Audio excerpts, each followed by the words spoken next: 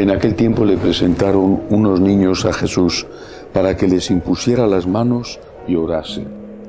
Pero los discípulos los regañaban. Jesús dijo: «Dejadlos, no impidáis a los niños acercarse a mí. De los que son como ellos es el reino de los cielos». Les impuso las manos y se marchó de allí. Palabra del Señor. Gloria a ti, Señor Jesús. Este breve fragmento del Evangelio de San Mateo tiene al menos dos grandes lecciones. La primera, la evangelización de los niños. En China, que saben esto perfectamente, lo importante que es empezar la educación desde muy pequeñitos, han prohibido que los niños, que los menores de edad, vayan a los templos, a las iglesias, no solo católicas, sino a los templos cristianos en general. Han prohibido el bautismo de los niños, posiblemente se hacía a escondidas, pero lo han prohibido. Es una manera de retrasar la entrada de la palabra de Dios en los niños. Pero esto, que en China es una obligación, hay en Occidente muchos que lo hacen con la excusa absurda de que cuando sean mayores ya decidirán. ¿Hay algún padre sensato que diga: cuando sean mayores ya decidirán si quieren aprender a leer o no, si quieren saber sumar o no? Cuando sean mayores ya decidirán si quieren tener unas costumbres higiénicas, limpiarse los dientes, ducharse, o si quieren vivir como animalitos salvajes siguiendo la ley de la selva. Si algún padre dijera eso, inmediatamente le quitarían la tutela de sus hijos. Dirían: usted no ama a su hijo, no podemos dejárselo y tenemos que quitárselo para que pueda ir al colegio desde pequeño. Son tantos, por desgracia, los padres, y algunos de ellos bautizados practicantes, que dicen esta tontería de cuando sean mayores que decidan por ellos mismos.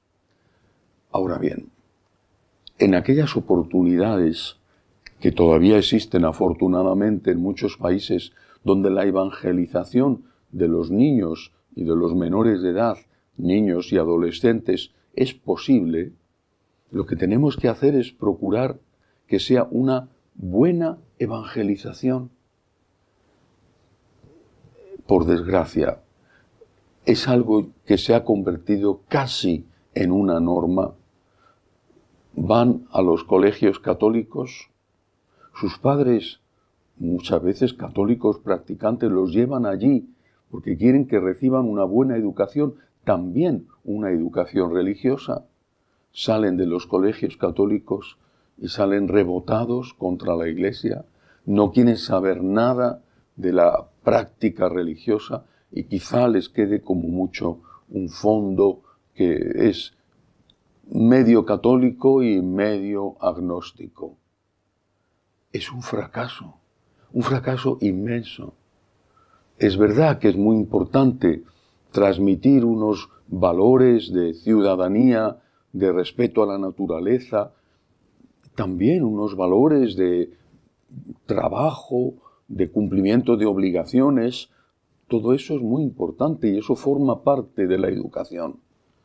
Pero en un colegio católico, en una parroquia católica, lo primero que tiene que haber es la transmisión de la fe, no a la fuerza, pero sí una transmisión que se haga de forma consciente, de forma deliberada, es decir, que no sea algo más o a veces algo menos, sino que sea lo más importante, sin obligar a nadie, pero que el objetivo de ese colegio sea, en primer lugar, esa transmisión de la fe.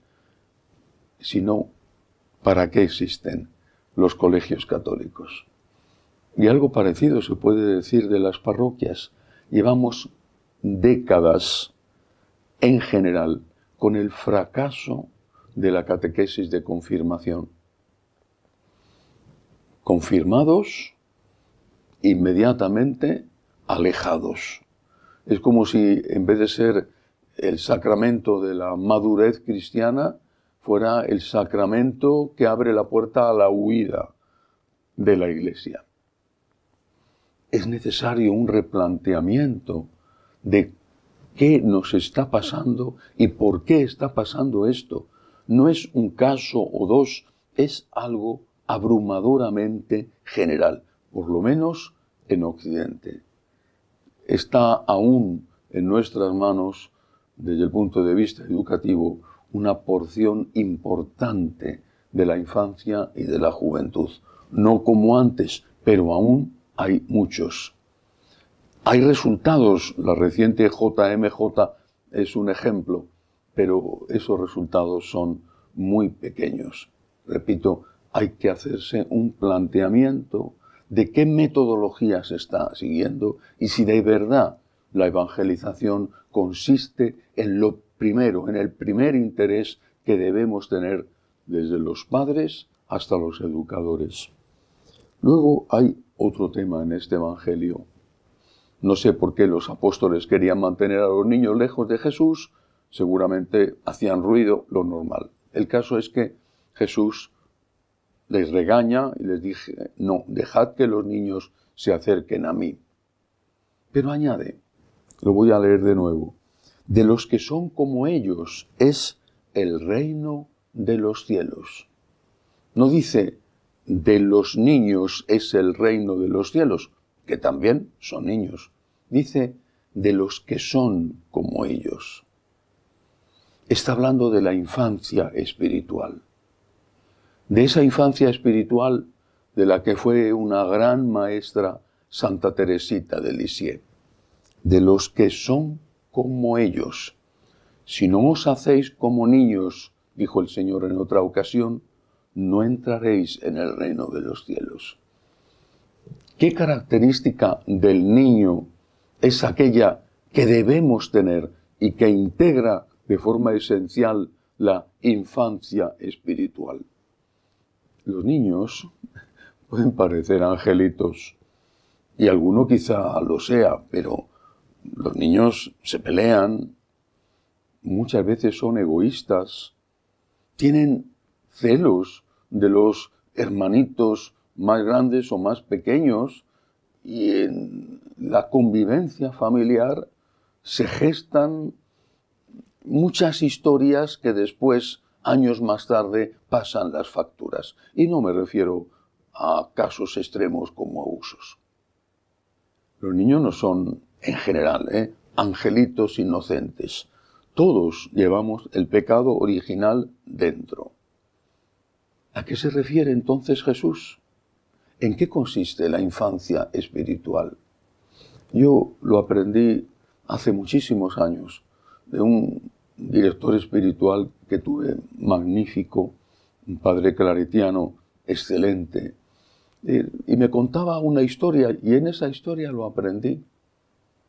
Me decía, cuando era niño, en su ciudad, en una ciudad de Aragón, en Calatayud, cuando era niño, mi padre llegaba del trabajo a casa y me decía, ¿te vienes conmigo a dar un paseo? Bueno, ¿te vienes conmigo?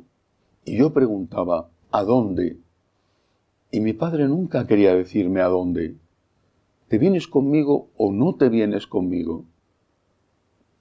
El premio era estar con el padre y para eso había que fiarse del padre. Él me contaba, agarraba la manita, su manita, agarraba la mano de su padre y se iba con su padre. A veces el papá le llevaba a dar un paseo por un sitio o por otro, quizá le compraba una golosina o no. El regalo era estar con su padre. Pero para eso él tenía que fiarse de su padre. Esta es la infancia espiritual. Fíate de Dios. Y no es nada fácil. Es fácil cuando tu padre te lleva en brazos. Pero muchas veces cuando no entiendes, cuando no le experimentas cerca, cuando lo que te está pasando te hace daño, mucho daño, a ti o a los tuyos, fiarse de Dios es un acto de amor puro, un acto de amor para el cual necesitamos la gracia de Dios y necesitamos poner todo nuestro empeño. Esta es la infancia espiritual. Fíate de Dios, confía en Dios, cree en su amor infinito aunque no lo estés experimentando. No dudes de que hay vida eterna, aunque te gustaría que los que han partido te dijeran, es verdad, estamos aquí, te estamos esperando. Confía en Dios, incluso en medio de la noche más oscura. Eso es lo que nos enseñó Santa Teresita de Lisieux con su infancia espiritual. Eso es a lo que se refiere Jesús. Si no os hacéis como niños, si no tenéis confianza, no entraréis en el reino de los cielos. Que así sea.